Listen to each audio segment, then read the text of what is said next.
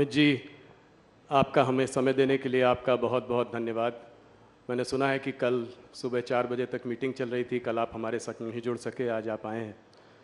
तो स्वाभाविक है कि बहुत सारे सवाल हमारे पास हैं और आपके ही पास सारे जवाब भी हैं। तो सबसे पहला सवाल जो मैं आपसे पूछना चाहूँगा कि इस बार का जो माहौल है, 2014 में मोदी जी की एक बड़ी वेव थी, लोग सीट प्रेडिक्ट कर रहे थे कि जीतेंगे, कितने से जीतेंगे। 2019 में भी बालाकोट हुआ, उसके बाद माहौल बदला और लोगों ने फिर प्रेडिक्ट करना एक मिनट, बालाकोट के पहले से ही माहौल भाजपा के पक्ष में था और हम जीतने वाले थे। पर इस बार अमित जी, इस बार तो कुछ अलग ही नंबर और आंकड़े आ रहे हैं। 370 एक बहुत बोल्ड आपने टारगेट लिया है, 400 पार एनडीए के लिए। तो इस बार वेव इलेक्शन देखते हैं आप, इसको क्या कारण है कि आपको कॉन्फिडेंस है कि 370 सीटें मिलेंगी बीजेपी को? देखिए, ये 10 साल है 2014 से 24 के। आज़ादी के बाद के 75 साल में जब भी देश का इतिहास लिखा जाएगा, मोदी जी के शासन के 10 साल स्वर्णिम अक्षरों से अंकित होने वाले हैं। ये 10 साल में भारत की जनता अनुभव कर रही है, एक देश की नई पहचान समग्र विश्व के सामने खड़ी हुई है। देश का हर नागरिक सम्मान के साथ कहता है कि हाँ मैं भारतीय हूं, गर्व के साथ कहता है हाँ मैं भारतीय हूं। और दुनिया में जहां जहां भी भारतीय पासपोर्ट के साथ जो कोई भी जाता है, इसका बड़ा सम्मान होता है। ये 10 साल में विकास की प्रक्रिया से पूर्णतया कटे हुए 60 करोड़ गरीब, जिनको 70 साल की आजादी के बाद भी बैंक अकाउंट नसीब नहीं हुआ था, घर में टॉयलेट नहीं था, घर में गैस नहीं था, घर में बिजली नहीं मिली थी, नल से पानी नहीं मिला था, खाने के लिए बड़ी मशक्कत करनी पड़ती थी, स्वास्थ्य की सुविधाएं नहीं थी। ये 10 साल के अंदर ही, सिर्फ 10 साल के अंदर हर एक को बैंक अकाउंट, हर एक घर में नल से जल, हर एक घर में शौचालय, हर एक घर में गैस और 60 करोड़ लोगों को 5 लाख तक की स्वास्थ्य की सारी सुविधाएं पूरी की है।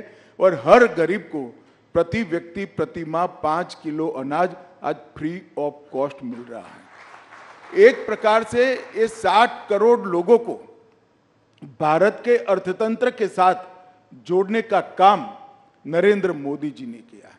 ये 10 साल के अंदर ही देश जिसकी बड़े समय से राह देखता था कि भारत अपने अर्थतंत्र को दुनिया की तालिका में बहुत आगे पहुंचा है। अटल जी 11वें नंबर पर छोड़कर गए थे।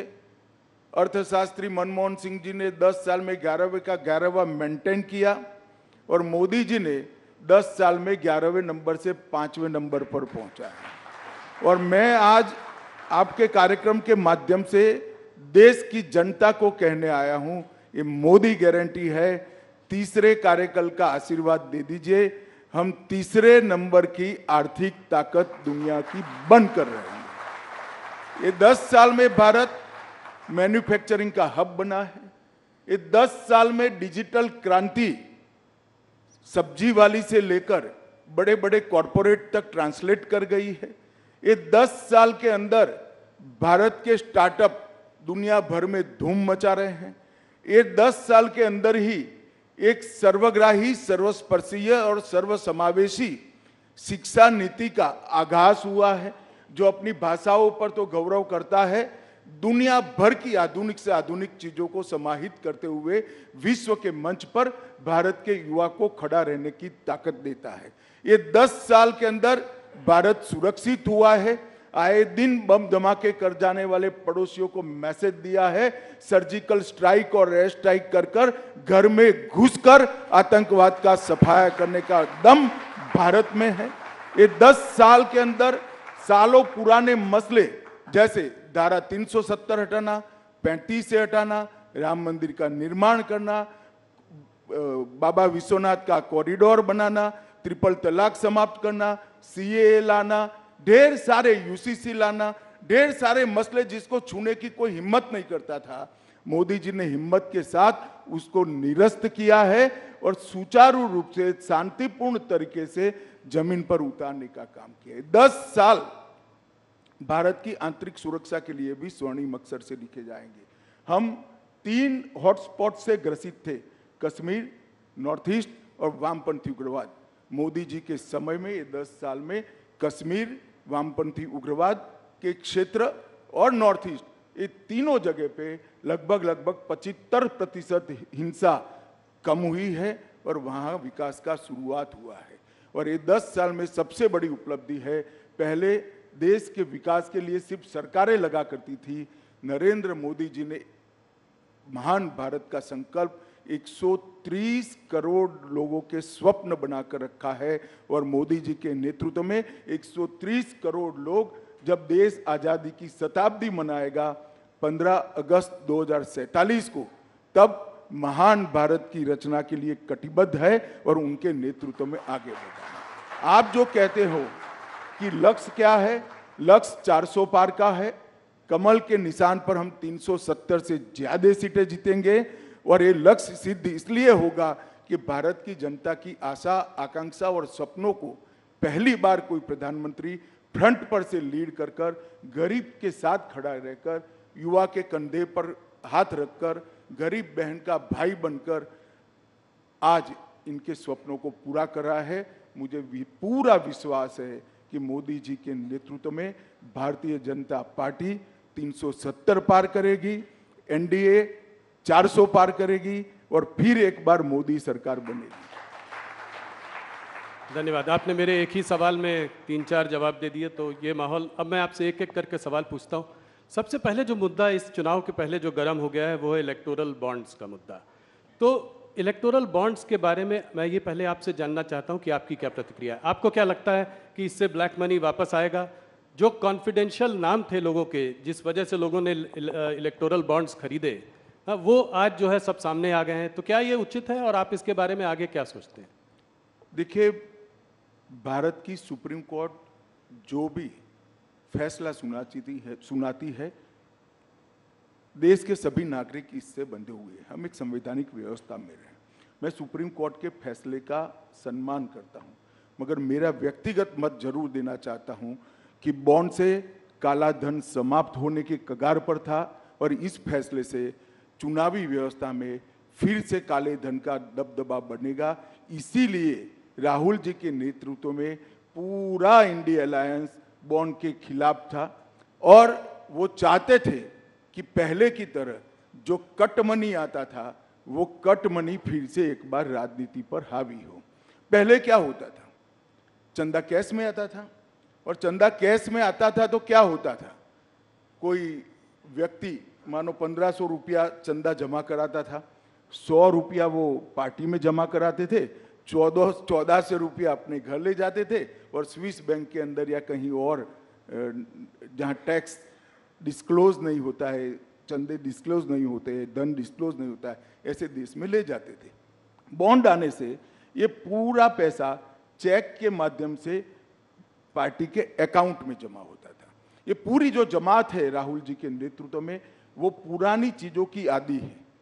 उनको यही चाहिए कि पार्टी को चंदा मिले न मिले, चुनाव के लिए खर्च हो न हो, अपनी पीढ़ियां बहुत अच्छे तरीके से जी पाएं। और इस चीज को मोदी जी ने बॉन्ड लाकर इस पर कुठाराघात किया था। मैं आपको बताना चाहता हूं, मेरी पार्टी की बात बताता हूं। 2014 में मेरी पार्टी में जो चंदा आता था, इसमें से 81% चंदा कैश से आता था, जिसमें किसी का नाम नहीं होता था। 20-20 हजार रुपया कर जमा करते थे। 18 में ये 81% से 17% हुआ। 18 में एंड पे भी ये 17% पर रहा और 2023 पर कम होकर 3% पर आ गया था। हमारी पार्टी ने इसको ट्रांसपेरेंट वे से आगे किया था। जहां तक गोपनीयता का सवाल है, इसमें इतना ही है कि बहुत बड़ा देश है, हमने फेडरल स्ट्रक्चर को अपनाया है, ढेर सारे राजनीतिक दलों की सरकार होती है। अगर कोई एक राजनीतिक दल को पैसा देता है तो दूसरा राजनीतिक दल उस पर विंडिक्टिव अप्रोच से अपने स्टेट के अंदर बदला लेता है। इसलिए एक व्यवस्था रखी थी जिससे किसने किसको चंदा दिया वो गोपनीय रहे। मगर इसमें गोपनीय नहीं रहता था किस कंपनी ने कितना चंदा दिया और किस पार्टी को कितना मिला। अब जो व्यवस्था होगी इसमें किसने कितना दिया वो भी गोपनीय हो जाएगा, क्योंकि सारा कैश में देना है, और किस पार्टी को कितना मिला वो भी गोपनीय हो जाएगा, क्योंकि कैश से लेना है। और कैश से लेना तो छोड़ो, घर पे ले जाने की व्यवस्था भी इसमें से हो गई। और हम पर एक आरोप लगता है राहुल जी कि हमें बहुत सारा चंदा मिला है, ये मिथ्या है। सर 6,900 करोड़ 6,200 करोड़ हमें मिला है। इसके सामने 6,200 करोड़ राहुल बाबा के नेतृत्व में चलने वाले इंडिया अलायंस को मिला है, जबकि हमारी 303 सीटें हैं। उनकी लोकसभा में कितनी सीटें हैं? हमारी 17 सरकारें हैं, हमारी हर राज्य में पार्टी चल रही है। और एक काम के सामने चंदे का जो सवाल है वो भी गलत है, क्योंकि 2019 लोकसभा में हमें जो 6,000 करोड़ मिला, इसमें से 2019 लोकसभा के समय पर जो बॉन्ड खुले हैं इसमें 3,071 करोड़ चंदा मिला है। तो आप जाहिर है जब आचार संहिता कोड ऑफ कंडक्ट आ जाता है तो कोई काम के सामने चंदा नहीं होता है। और विधानसभा के चुनाव के कोड ऑफ कंडक्ट लगने के बाद हमें 2,640 करोड़ रुपया मिला है। उस वक्त भी कोड ऑफ कंडक्ट होता है, कोई काम नहीं होता है।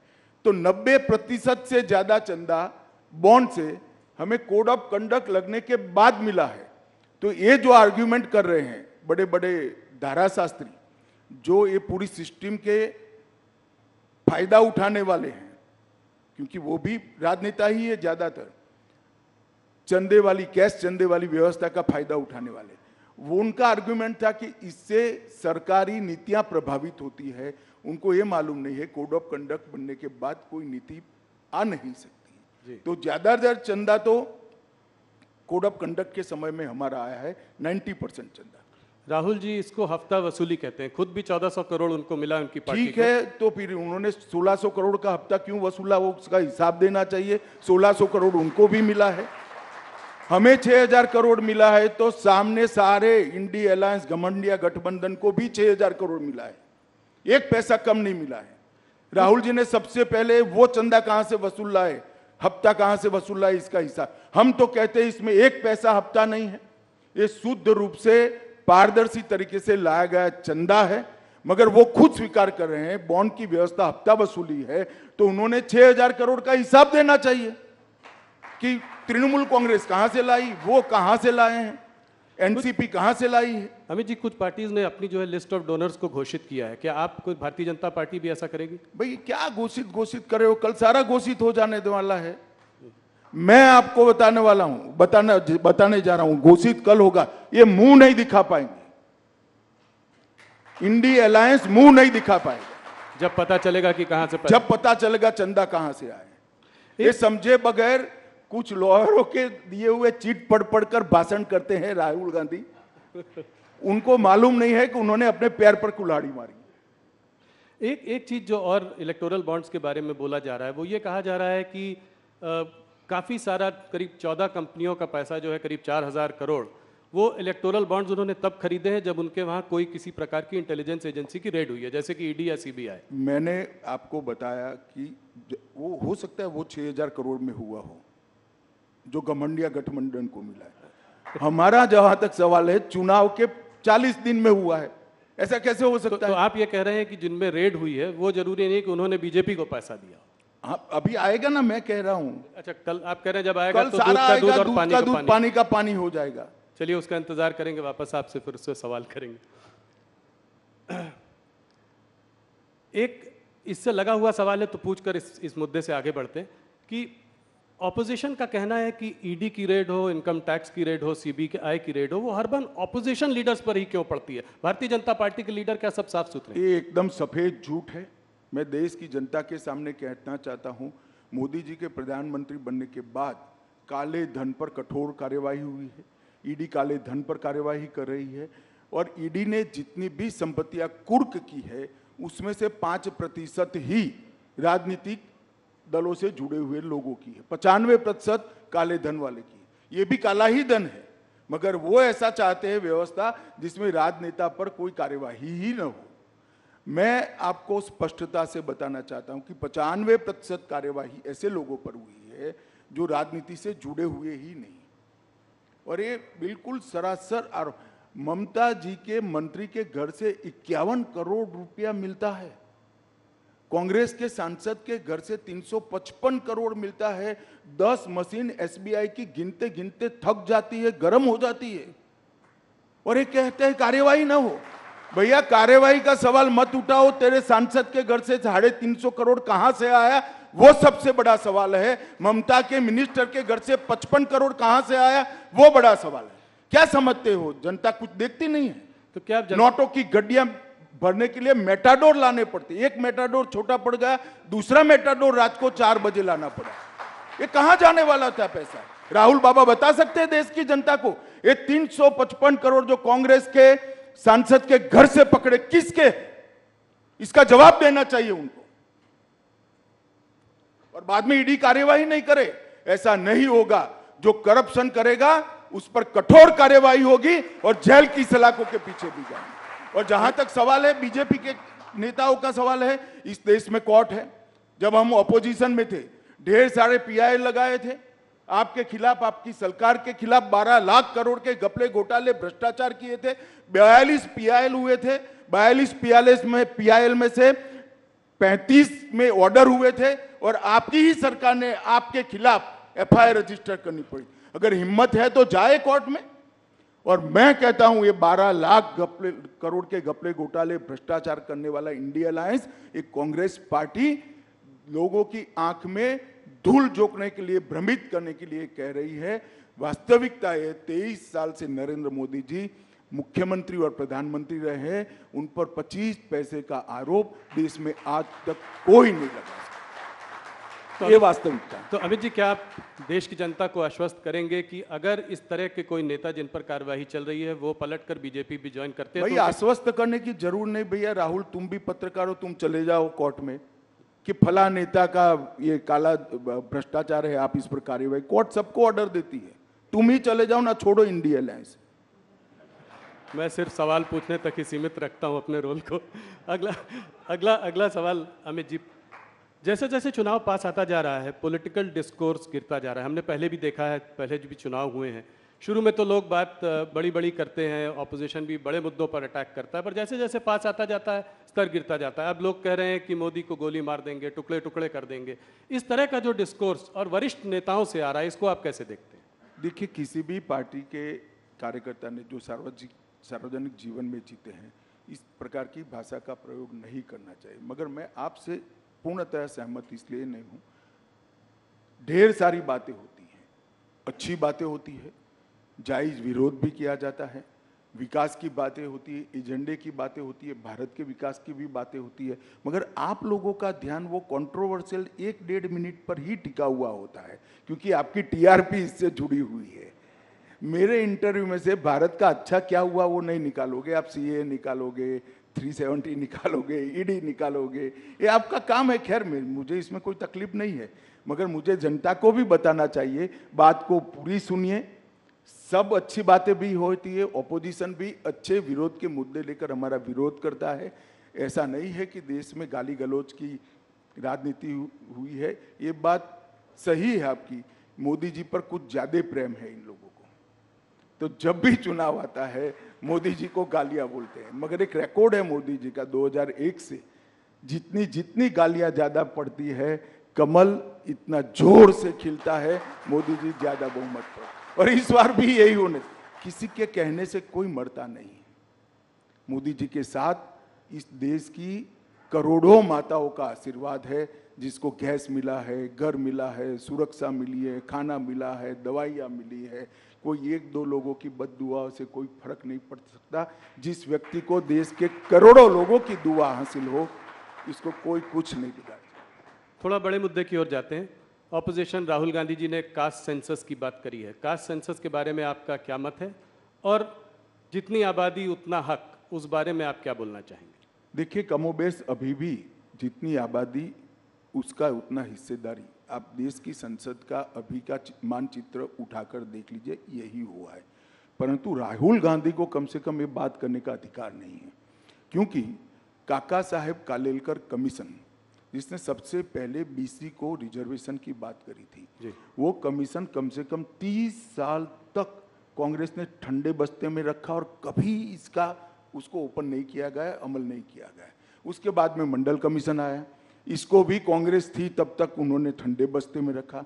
और जब मंडल कमीशन को लागू किया गया, राहुल गांधी के पिताजी, शायद उनको मालूम नहीं इनके पिताजी क्या बोले हैं, परंतु देश की संसद में 1 घंटा और 45 मिनट तक ओबीसी को रिजर्वेशन की खिलाफत, पानी पी पी कर 6 बार पानी पिए वो, बीच में पानी पी पी कर राजीव गांधी और कांग्रेस पार्टी ने कहा था ओबीसी को पहली बार संवैधानिक अधिकार देने का काम नरेंद्र मोदी जी ने किया है। और ये ओबीसी के सेक्रेटरीज गिनाते हैं जी, ज्वाइंट सेक्रेटरी गिनाते हैं।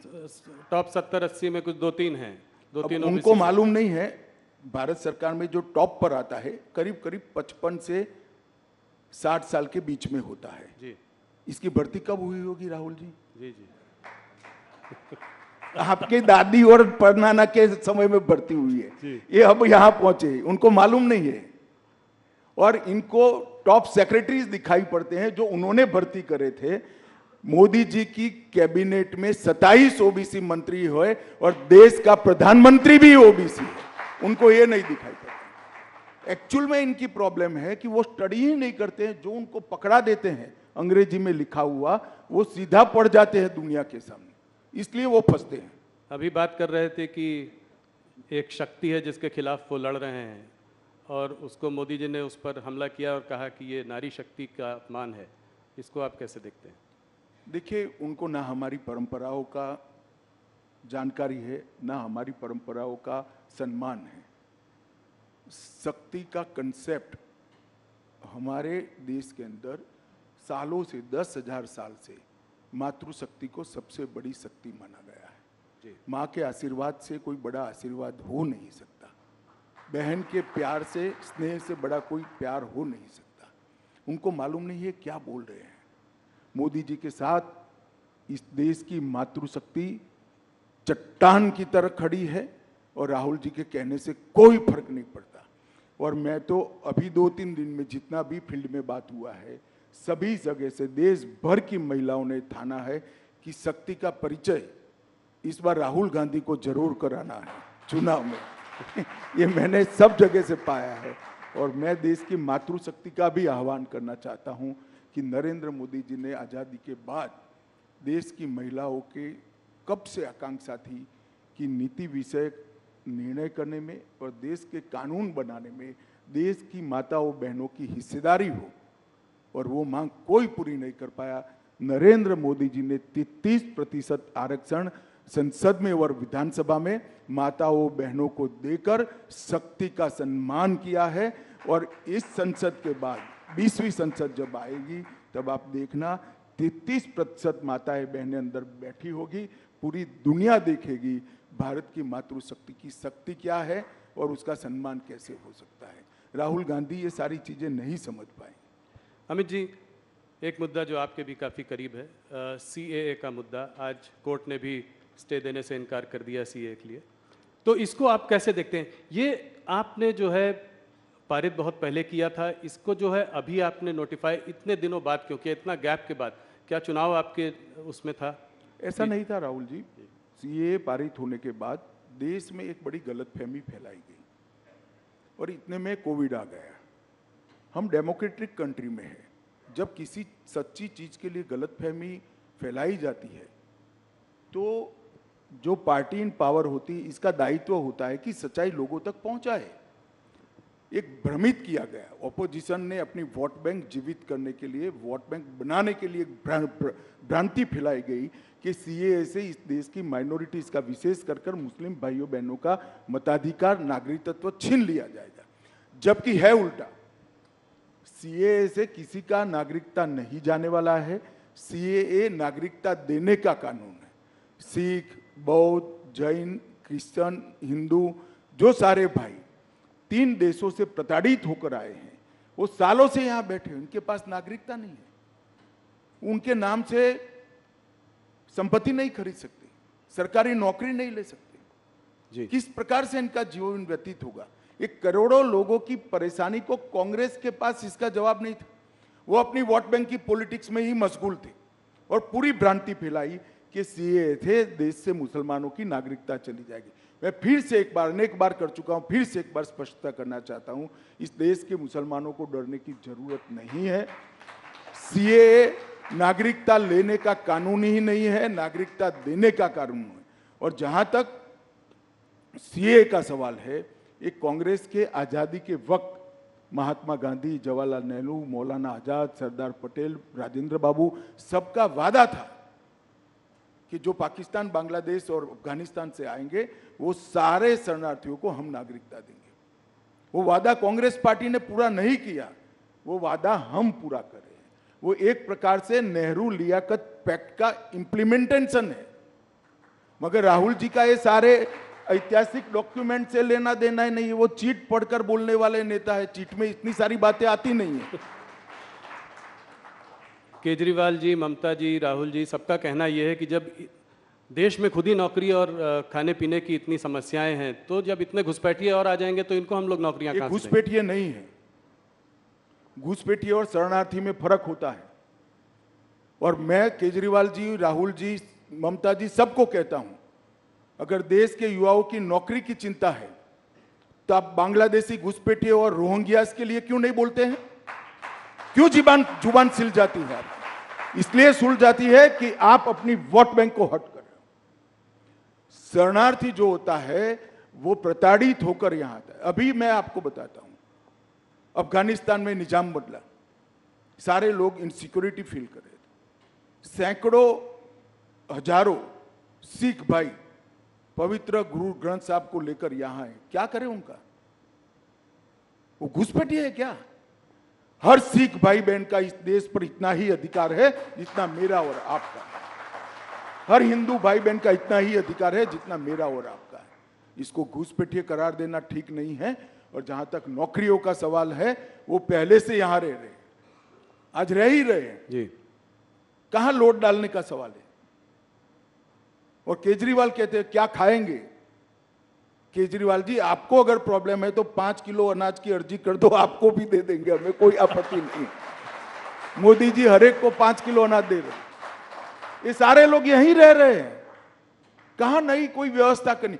इनको अधिकृत नागरिक बनाना है, उनको सम्मान देना है, उनको अपना मानना है, इसको इस भूमि का हिस्सा बनाना है जो उनका अधिकार है।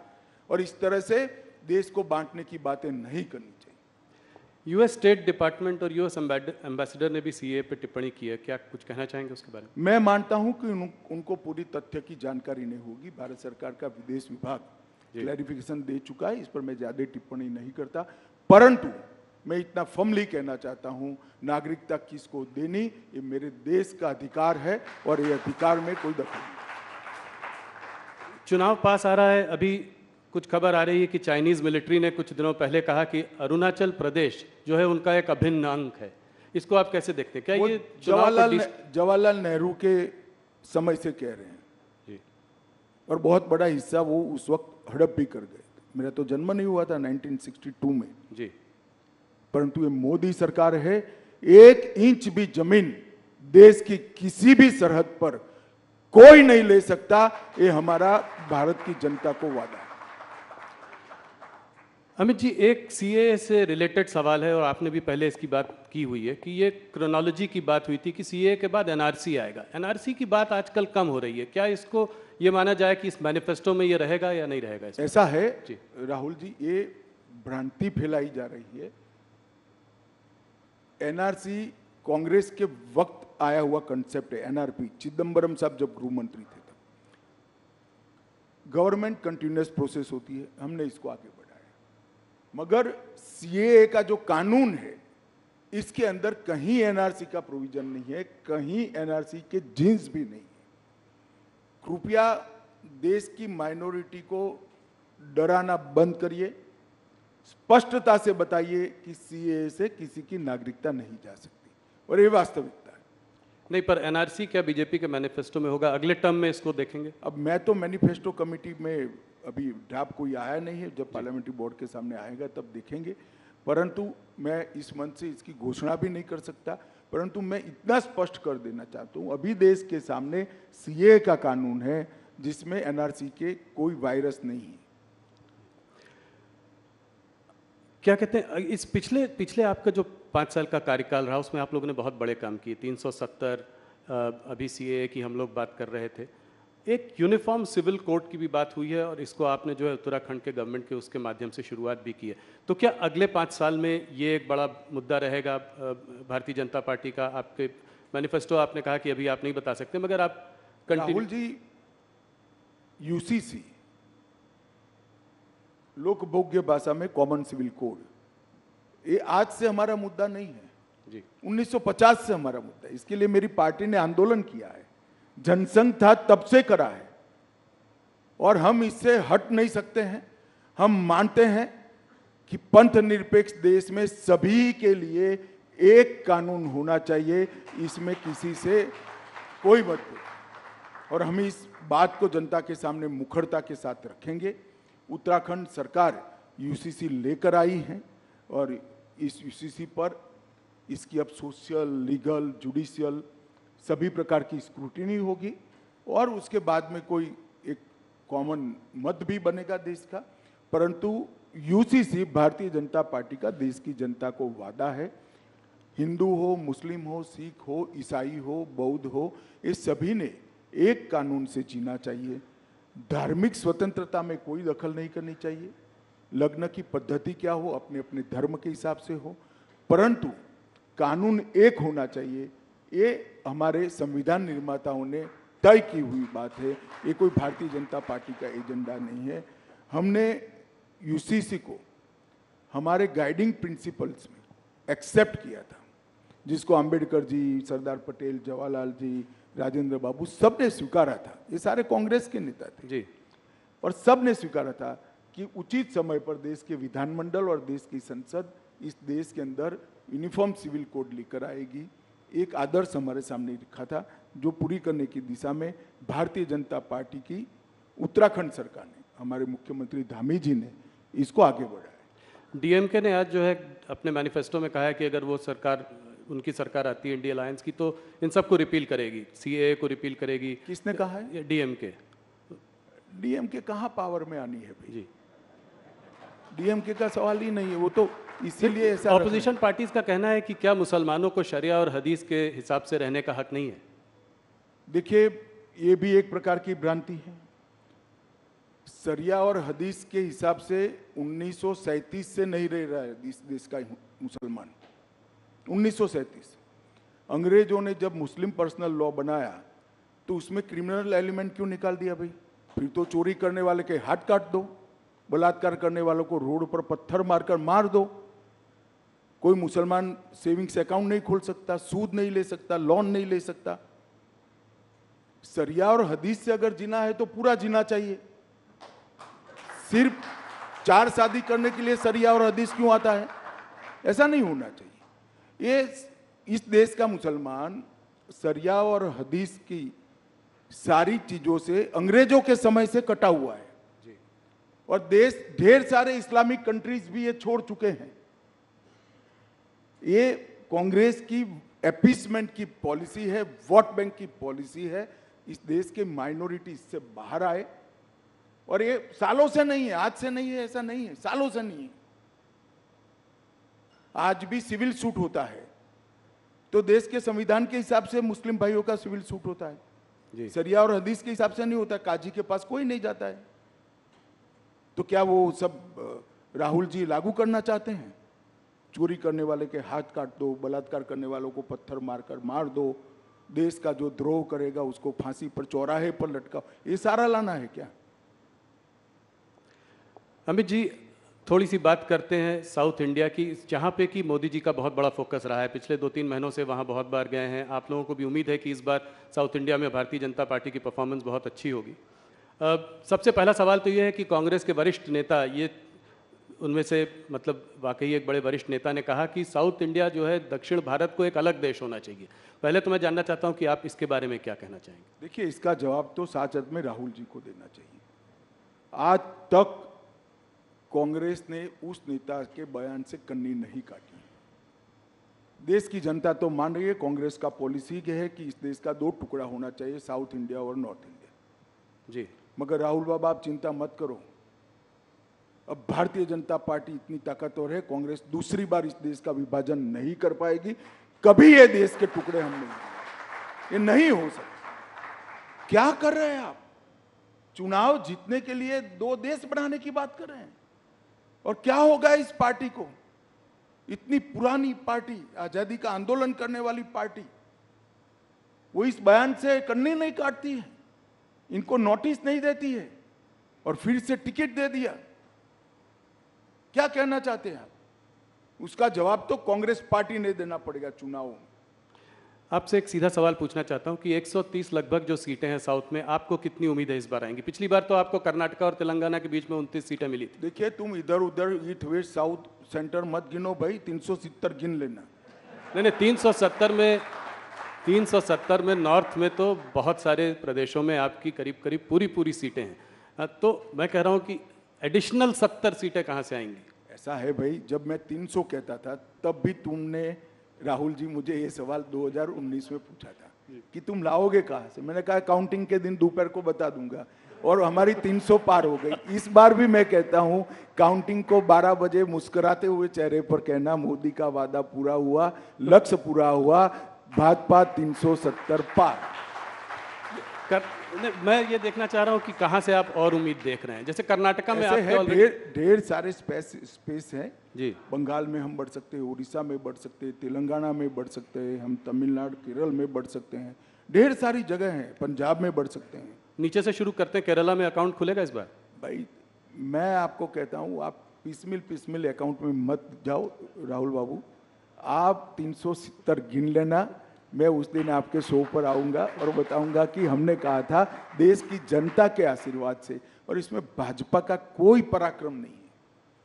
इस देश की जनता का स्नेह नरेंद्र मोदी जी पर है, हमारे नेतृत्व पर है, हमारी पार्टी पर है।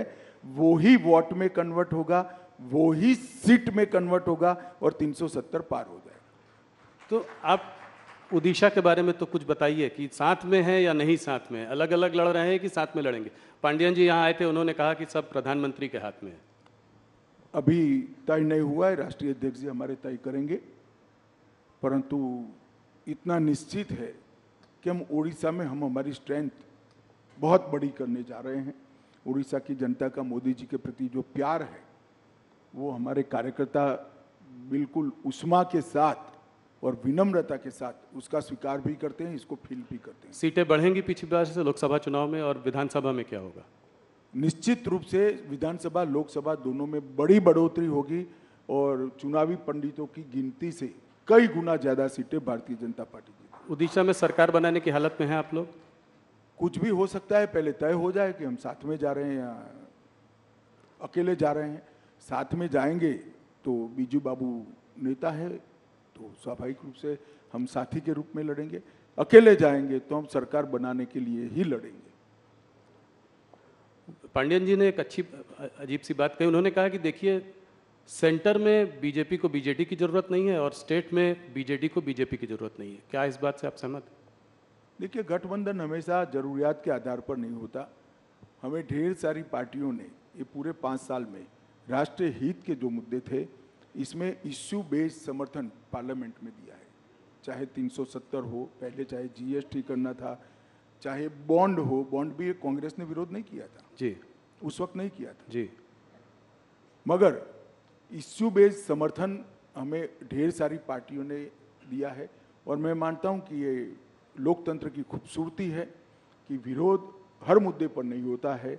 जो मुद्दा देश हित में होता है, इसका समर्थन इरिस्पेक्टिव ऑफ पार्टी पॉलिटिक्स करना चाहिए, सबने करना चाहिए। 2 प्रदेश जहाँ पे चुनाव इंटरेस्टिंग हो सकता है वो है बिहार और महाराष्ट्र। थोड़ा उस पर बात करूँगा। बिहार पे आपने फिर एक बार, पलटू राम जी तो पलटी मारते रहते हैं, इस बार आपने भी पलटी मारी और उनको आपने 16 सीटें दे दी। देखो भैया, हमने नहीं मारा है पलटी, नीतीश बाबू हमारे साथ ज्वाइन हुए। हम तो जहाँ थे वहीं ही थे जी, हम गंगा किनारे वो पलट थे, के वापस फिर आए। हम गंगा किनारे ही थे, गंगा किनारे ही रहे, कोई हमारे साथ आकर मिला पर 16 सीटें उनको दे दी आपने। नहीं। वो तो बिहार यूनिट का नेगोशिएशन का जो नतीजा है वो आपके सामने है। हम पहली बार नीतीश कुमार जी से ज़्यादा सीटें लड़ रहे हैं, जी। बड़े भाई की भूमिका में आए हैं, वो हमारे लिए बड़ी बात है और मुझे विश्वास है कि हम बहुत अच्छी तरह से बिहार में विजयी होंगे। 5 सीट चिराग पासवान जी को दी, पर पशुपति पारस को आपने डंप कर दिया। कोई उनके संग भी समझौता हो सकता है? अभी उन्होंने रिजाइन भी कर दिया आपकी मंत्रालय मिनिस्ट्री। अब समझौते की गुंजाइश नहीं रही, कम रह गई है, लगभग नहींवत है। अच्छा था अगर परिवार पूरा साथ में आता, मगर ठीक है भाई। अभी आप बड़े भाई के रूप में यहाँ आए हैं, तो क्या विधानसभा में भी बड़े भाई के रूप में ही आएंगे और मुख्यमंत्री का चेहरा भारतीय जनता पार्टी का होगा? अभी कुछ नहीं तय नहीं, हमें लोकसभा का चुनाव है, 370 और 400 के लक्ष्य के लिए सब लोग लगे हैं। विजयी होने के बाद आगे का रणनीति हम बनाएंगे। इस बार देखा है बिहार में आपने और छोटी पार्टियों को भी साथ में ले लिया। यही रुख जो है महाराष्ट्र में भी देख रहे हैं। अगर महाराष्ट्र में देखें तो आप पहले आप शिंदे जी को लाए, उसके बाद अजीत पवार आए, आज कल आपसे राज ठाकरे भी मिलकर गए हैं। तो कितनी सीटों का आपको, पिछली बार 41 सीटें थी आपकी 48 में, क्या उससे ऊपर हम जा सकते? 41 से ज़्यादा सीटें महाराष्ट्र में जीतेंगे। और ये जो घमंडिया गठबंधन प्रचार कर रहा है, पार्टियां तोड़ी, पार्टियां हमने नहीं तोड़ी है। शिवसेना तोड़ने का काम उद्धव ठाकरे के पुत्र प्रेम ने किया है। अगर वो एक नाथ शिंदे को उनका उचित सम्मान देते तो शिवसेना न तोड़ती। और एनसीपी तोड़ने का काम शरद पवार जी की पुत्री प्रेम ने किया है। अगर वो अजीत पवार को उनका उचित सम्मान देते तो आज वो उनके साथ ही होते, हमारे साथ थोड़ी ना आते। वो तो सरकार में थे सब। मगर जब आप पुत्र पुत्री के मोह में अंध हो जाते हो तब पार्टियां टूटती है। इसका आरोप हम पर नहीं लगाना चाहिए। कितनी सीटों पर लड़ेंगे आप? 30 के आसपास आप, क्या क्या डिवीजन हुआ है? अभी तय नहीं हुआ है, मगर स्वाभाविक रूप से महाराष्ट्र में हम सबसे बड़ी पार्टी होगी। और उसके बाद शिंदे, और उसके शिंदे सेना, और उसके बाद अजीत पवार। हाँ, कमोबेश यही होगा। कह रहे हैं लोग कि 30 के लगभग नंबर ऑफ सीट अभी तय नहीं हुई है। पंजाब में क्या है? अकाली दल से कभी हाँ कभी ना बातचीत, कोई कहीं कोई एग्रीमेंट कुछ हुआ है? कैप्टन अमरिंदर सिंह और देखिए, ये आप जिस तरह से सवाल पूछे, कभी हाँ कभी ना, कभी हाँ कभी ना है ही नहीं। अभी नेगोशिएशन चल रहा है। तो नेगोशिएशन में तो एक ऑफर होती है, हम काउंटर ऑफर देते हैं, वो काउंटर ऑफर देते हैं, हम ऑफर देते हैं। ये चलता है, इसको हाना में नहीं देखना चाहिए। तो उम्मीद है कि मुझे लगता है 2-3 दिन में स्थिति स्पष्ट हो जाएगी। पर आप लोग चाहते हैं कि साथ में लड़ें, ये स्वाभाविक। हम तो चाहते हैं कि हमारे एनडीए के सारे साथी हमारे साथ हो, फिर से एक बार सारा एनडीए संपूर्ण बने। परंतु भारतीय जनता पार्टी का उचित हिस्सा और हमारे कार्यकर्ताओं का सम्मान, वो भी हमारी चिंता का विषय होता है। तो हरियाणा में दुष्यंत चौटाला से बाद में फिर से समझौता हो सकता है? दरवाजे बंद नहीं है, एनडीए में रह सकते हैं। अभी तो आपने बहुत जल्दी होगी। अभी तो वो हमसे अलग हुए हैं, उन्होंने अपनी सीटें लड़ने का ऐलान किया है। तो अब तो आमने सामने चुनाव लड़ेंगे और जब नतीजे आएंगे तब देखेंगे। मगर अभी तो हम आमने सामने ही चुनाव लड़ रहे हैं। 2-3 सवाल इन्हीं मुद्दों पर और प्रदेशों पर। और आंध्र प्रदेश और तेलंगाना में आप इस बार अपनी पोजीशन को कैसे देखते हैं? क्या पिछली बार से स्ट्रांग रहेंगे आप तेलंगाना में? निश्चित रूप से जिस प्रकार का स्वागत पलक पावड़े बिछाकर दक्षिण भारत की जनता मोदी जी का कर रही है, वो भारतीय जनता पार्टी के लिए उत्साहवर्धन करने वाली बात है। पहली बार भाजपा के किसी नेता को इतना सकारात्मक उत्साहजनक प्रतिसाद देश की जनता के, दक्षिण भारत की जनता से मिल रहा है। वो हमारे लिए बहुत आनंद का विषय है, उत्साह बढ़ाने वाला विषय है। मैं निश्चित रूप से मानता हूं कि दक्षिण के सभी 5 राज्यों में हमारी पोजीशन और कंसोलिडेट होगी, हम मजबूत होंगे और बढ़कर आएंगे। न केवल हम, हमारे साथी दल भी बढ़ेंगे। वेस्ट बंगाल की बात मैं थोड़ा सा करना चाहता हूँ। वहाँ संदेश काली के बाद आपकी स्थिति, पिछली बार 18 सीटें आई थी और लोग मान नहीं रहे थे कि आपने मुझसे इंटरव्यू में कहा था कि बहुत अच्छी स्थिति है। हम लोग सोच रहे थे कि 18 सीट नहीं, पर आप 18 सीट लेके आए। इस बार आपको क्या लगता है, इससे बढ़ेगी और इसका क्या कारण है? मैं बॉटम का आंकड़ा भी कह देता हूँ जी, क्योंकि चुनाव काफी बाकी है, वहाँ 7 चरण में चुनाव होना है। बॉटम का आंकड़ा हमारा 25 है। 25 से ज्यादा सीट हम निश्चित रूप से बंगाल में जीतेंगे। इस बार बंगाल में भारतीय जनता पार्टी सबसे बड़ी पार्टी बनकर उभरी। 25 सीटें, बड़ा बड़ा वो है, 25 से ज्यादा। 25 से ज़्यादा। तो ये कैसे होगा? ये आपका जो साउथ ईस्ट बंगाल में जो है आप काफ़ी वीक हैं। पिछली बार आपको शायद सिर्फ 2 ही सीट मिली थी वहाँ 18 सीटों पे। वो एरिया जो है वो आपके लिए बहुत अहम है, कोलकाता, हुगली, 24 परगना, हावड़ा। तो वहाँ पे कैसे कैसे करेंगे ये? वहाँ पे आपका संगठन भी उतना शायद स्ट्रांग नहीं है। देखिए, 2017 से भारतीय जनता पार्टी ने लगातार पश्चिम बंगाल में संगठन का भी विस्तार किया है और चुनावी सफलता के आंकड़ों में भी विस्तार किया है। 2017 से लगातार हम बढ़ते ही जा रहे हैं। विगत विधानसभा चुनाव की मैं बात करूं, हम 2 लोग थे, 77 हो गए, बहुत बड़ी जंप है। Congress 0, communist party 0। आज prime opposition Bharatiya Janata party वहां बनी हुई है। हमारी 2 लोकसभा की सीटें थी, 14 में, 19 में 18 हुई और इस बार हम 25 से काफी आगे निकलेंगे, ये मेरा विश्वास है। बंगाल की जनता 1 करोड़ों रुपया जो पकड़ा गया है, इसमें ईडी पर सवाल नहीं उठाती है, ममता जी पर सवाल उठाती है कि रुपया कहां से आता है, रुपया किसका है। ये रुपया बंगाल की गरीब जनता का रुपया है भैया। वहां पर मोदी जी की योजनाएं नीचे नहीं पहुंच रही है। डर है उनको कि इस योजना से मोदी जी लोकप्रिय हो जाएंगे। क्या दोष है बंगाल के गरीब लोगों का? क्यों 5 लाख तक का उनको स्वास्थ्य की सुविधाएं नहीं मिल रही? क्यों अनाज उनका कालाबाजारी में बेचा जा रहा है? क्यों नल से जल की योजना वहां ठीक से इंप्लीमेंट नहीं हो रही? क्यों अब तक सीए से इनको महरूम रखा गया? केवल और केवल वोट बैंक की पॉलिटिक्स के कारण और भ्रष्टाचार के कारण। भ्रष्टाचार उनका उजागर हो चुका है। बंगाल की जनता के सामने ममता जी एक्सपोज हो चुकी है। एक महिला मुख्यमंत्री के शासन में जिस तरह से संदेश खाली में सालों तक बहनों माताओं पर अत्याचार होते रहे और उनके पार्टी के नेताओं के द्वारा होते रहे, सुप्रीम कोर्ट और हाई कोर्ट को दखल करने पड़ते, तब जाकर अरेस्ट करते हैं। शर्म आनी चाहिए। ईडी पर भी हमला हुआ था। ईडी पर हमला तो छोड़ो भाई, अलग बात है। मैं जिन्होंने वोट दिए वो बंगाली माताओं बहनों की बात कर रहा हूं। उन पर आपके पार्टी के नेता अत्याचार करे, आप उनको अरेस्ट नहीं कर रहे हो और हाईकोर्ट ने ऑर्डर करने पड़ते हैं। जी। बंगाल की जनता ये सब जानती है। मेरा तो बंगाल की माताओं बहनों से करबद्ध निवेदन है कि इस बार शक्ति का परिचय राहुल के साथ साथ ममता जी को भी करा दो। इस बार मोदी जी कश्मीर काफ़ी दिनों बाद गए। आर्टिकल 370 अपील होने के बाद उनकी बहुत बड़ी सभा हुई वहाँ पे। क्या आप लोगों को उम्मीद है कि वहाँ चुनाव में आप लोग अच्छा करेंगे? कश्मीर वैली में कोई अकाउंट खुलेगा? देखिए, कश्मीर वैली में भारतीय जनता पार्टी के अकाउंट खुलना न खुलना ये बड़ी बात नहीं है, परंतु 3 परिवारवादी पार्टियों ने, Congress party, NC national conference और पीडीपी, ये 3 परिवारवादी पार्टियों ने वहां पर लोकतंत्र को पनपने नहीं दिया। आजादी से अब तक वहां पंचायत चुनाव नहीं हुए। पहली बार हमने 30,000 पंच सरपंच को चुनाव करा, तहसील पंचायत बनी, जिला पंचायत बनी।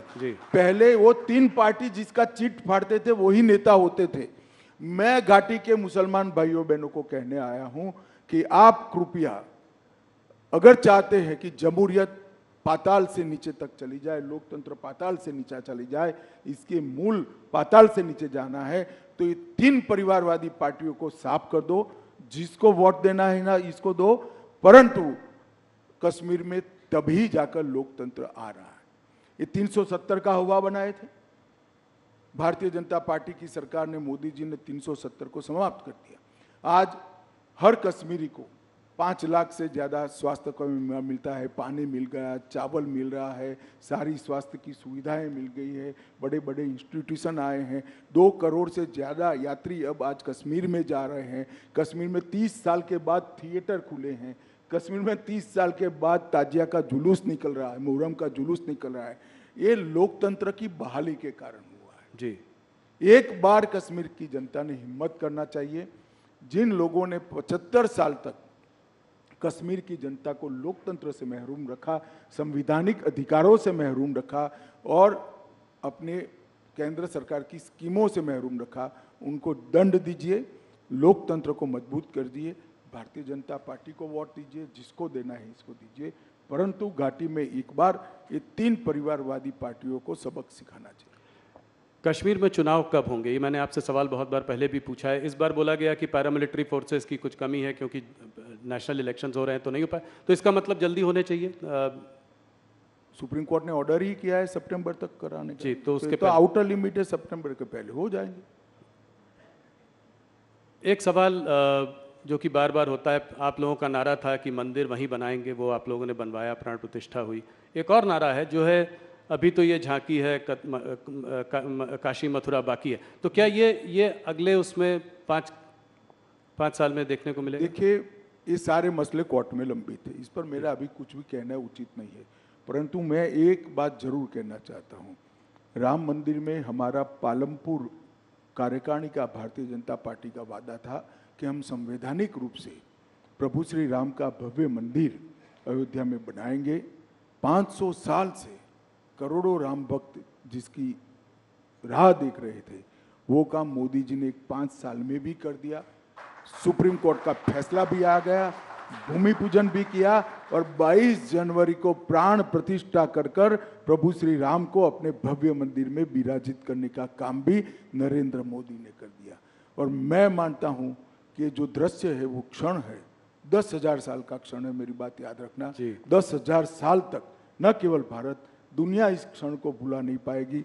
और ये बहुत बड़ा लोकतंत्र का उदाहरण है, क्योंकि भारत में हिंदू मेजोरिटी में होने के बावजूद भी 75 साल तक हमने राह देखी कि हमें कोर्ट ऑर्डर करे, उसके बाद ही हम मंदिर बनाएंगे। और पूर्ण तरह संवैधानिक रूप से कोर्ट के ऑर्डर से मंदिर बनाया। दुनिया में ऐसे उदाहरण बहुत कम मिलते हैं जो भारत ने दिया है, और उसका मोदी जी के समय में होना, भाजपा के समय में होना, हम सबका सौभाग्य हम मानते हैं। जी, बस कुछ सवाल, 2-3 सवाल और आपको मैं उत्तर प्रदेश के बारे में सवाल पूछे बिना नहीं जाने दे सकता। क्या इस बार उत्तर प्रदेश में आपकी परफॉर्मेंस 2014 से भी ज़्यादा अच्छी होगी? निश्चित रूप से 73 सीटें थी। निश्चित रूप से हम उत्तर प्रदेश में हमारा अब तक का सबसे अच्छा परफॉर्मेंस करेंगे, 2014 से भी ज़्यादा सीटें। इसका मतलब रायबरेली में आप जीत सकते हैं, कन्नौज, मैनपुरी, आजमगढ़, इन सब में? सीटों के नाम पे न पड़िए, पूरी उत्तर प्रदेश की जनता परिवारवाद से त्रस्त है। इस बार परिवारवादी पार्टियों को जनता सबक सिखाएगी, ऐसा मुझे भरोसा है। आपसे हर बार जब इंटरव्यू करते हैं तमाम सवाल पूछते हैं, देश भर की बातें होती हैं। गृह मंत्रालय के कुछ अचीवमेंट्स बताइए जो 5 साल में, जो आप सबसे बड़ा मानते हैं।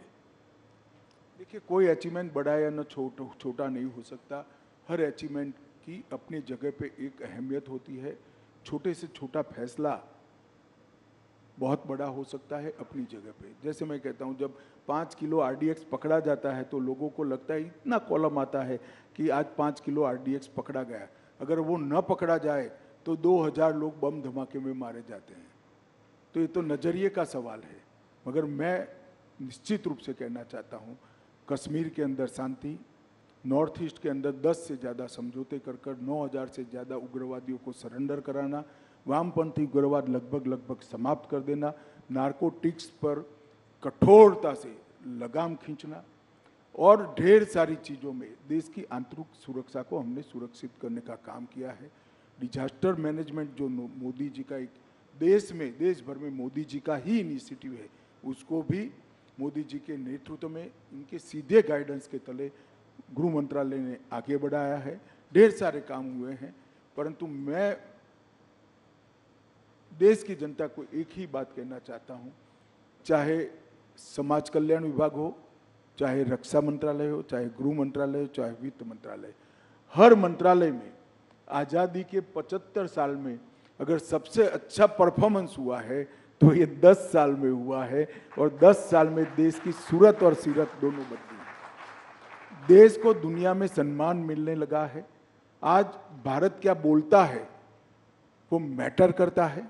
भारत का पासपोर्ट लेकर कोई जाता है तो सम्मान के साथ उसको देखा जाता है। और भारत के भविष्य पर न केवल भारतीय, पूरी दुनिया को विश्वास है कि आने वाले 25 साल भारत के 25 साल है। मोदी जी जब देश की जनता का आशीर्वाद लेने आए हैं, तब हमारे पास 10 साल का ट्रैक रिकॉर्ड भी है और 25 साल का एजेंडा भी है। विपक्ष के पास ना ट्रैक रिकॉर्ड है, ना एजेंडा है, ना नेता है, ना नीति है। भारतीय जनता पार्टी एक कॉन्क्रीट एजेंडे के साथ महान भारत की रचना की कल्पना लेकर आप सबके सामने आ रही है। आप समर्थन करिए, मोदी जी को आशीर्वाद दीजिए, भारतीय जनता पार्टी को आशीर्वाद दीजिए, और आशीर्वाद दीजिए तो थोड़ा बहुत मत दीजिएगा, 400 पार करा दीजिएगा। इतनी ही मेरी आप सबसे विनंती है। धन्यवाद। अमित जी, आप दिन रात काम करते हैं, हम लोग बात कर रहे थे आजकल दिन में सुबह रात 3-4 बजे सुबह तक मीटिंग्स चलती रहती हैं। आज हमारे साथ आपकी धर्मपत्नी सोनल जी भी यहाँ हैं, तो घर के लिए समय कैसे निकालते हैं? हम लोग वर्क लाइफ बैलेंस की बात करते हैं, ये वर्क वाइफ बैलेंस कैसे होता है?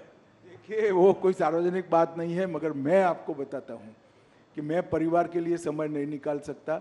परिवार मेरे लिए समय चुनकर निकाल लेता है, तो हमारा बैलेंस बना रहता है और इसमें परिवार का बड़ा रोल रहता है। अमित जी, बहुत बहुत धन्यवाद, आप हमारे साथ जुड़े, आपने बहुत सवालों के जवाब दिए, 1 घंटे हमसे बात करी, आपका बहुत बहुत धन्यवाद।